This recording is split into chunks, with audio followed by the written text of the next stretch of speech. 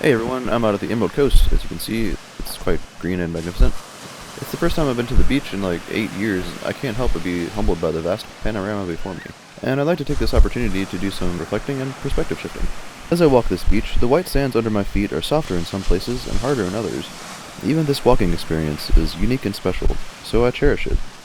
As Thich Nhat Hanh expressed in his book, The Art of Communication, the individual can achieve great peace just by focusing on their breath and walking mindfully as a way to, quote, deepen our connection with our body and the earth. He said, suppose we are walking to a sacred place.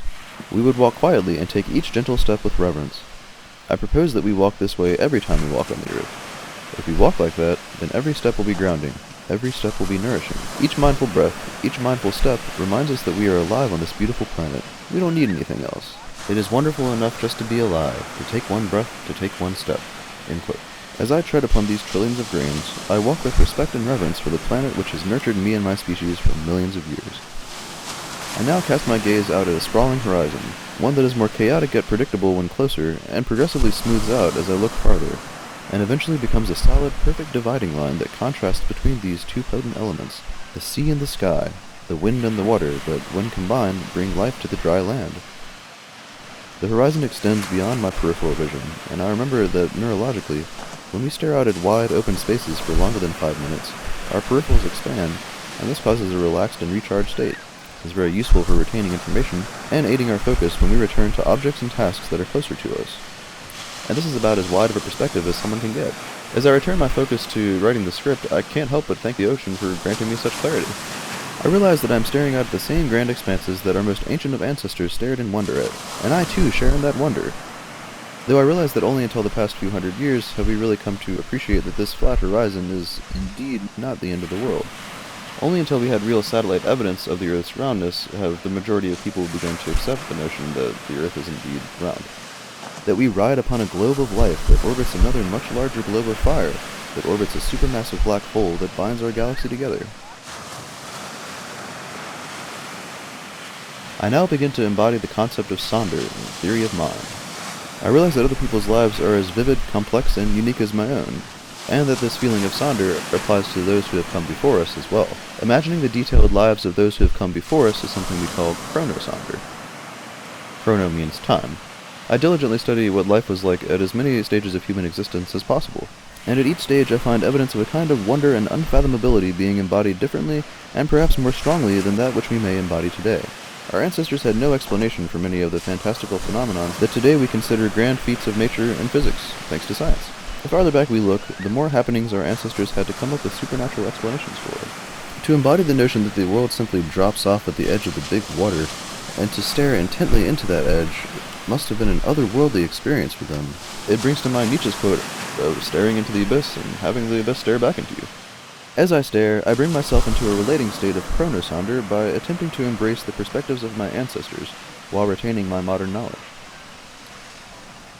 I now shift my focus to knowledge of the present.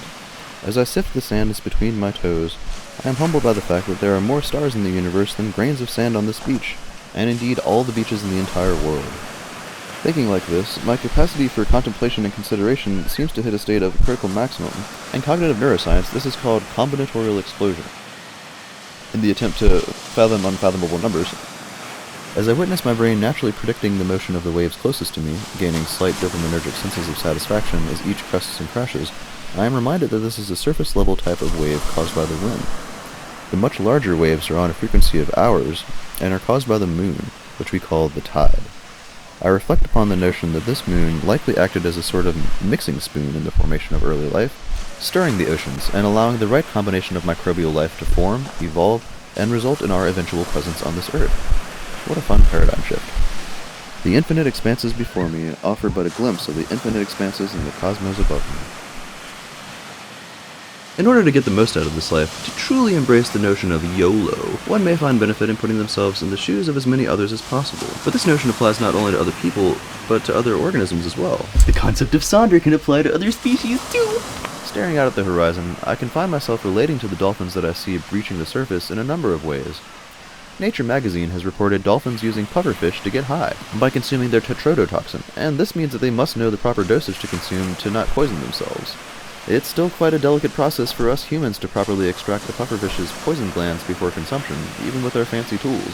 We've studied dolphin language for a while now, and we've been able to roughly translate their clicks and squeaks into at least one relatable vocal response: laughter. They have been shown to make unique sounds when scuba divers drop into the water with them, and we think that they're laughing at how silly we must look to them. Dolphins have on numerous times saved us from drowning, and they've been shown to interact positively with pregnant women's babies, because they communicate with ultrasound.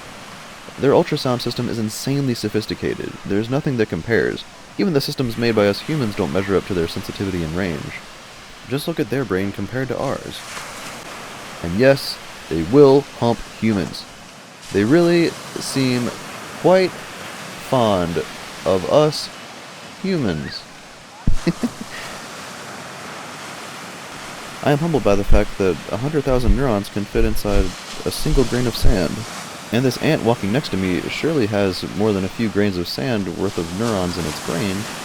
Again, I am brought into a very unique lived experience when I try to imagine what it's like to embody life as an ant.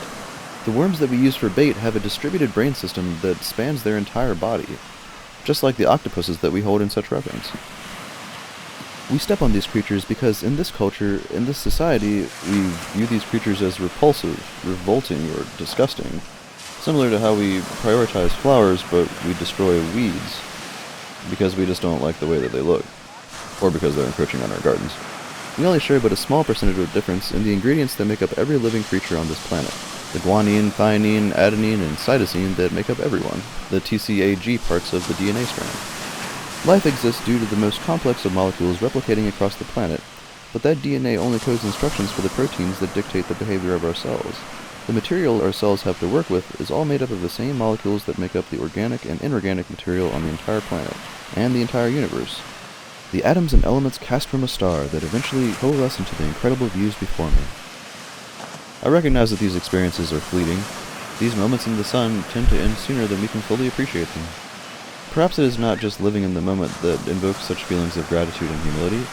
Perhaps it is the whole picture. Perhaps it is the acquisition of the experience, in addition to the capacity to reflect upon the experience, that affords us lasting humility. Perhaps it is our uniquely human capacity for reflection, our ability to time travel in our minds and engage states of extended empathy that affords us lasting gratitude, and the widest perspectives possible. So I come away from this experience with a sense of humility, gratitude, peace, and loving kindness to all creatures in all forms of life, and I hope you come away from this video retaining the same. Thanks so much for watching. If you like this kind of content, like, subscribe, and please feel free to share this if you like it to help this channel grow. See you on the next one.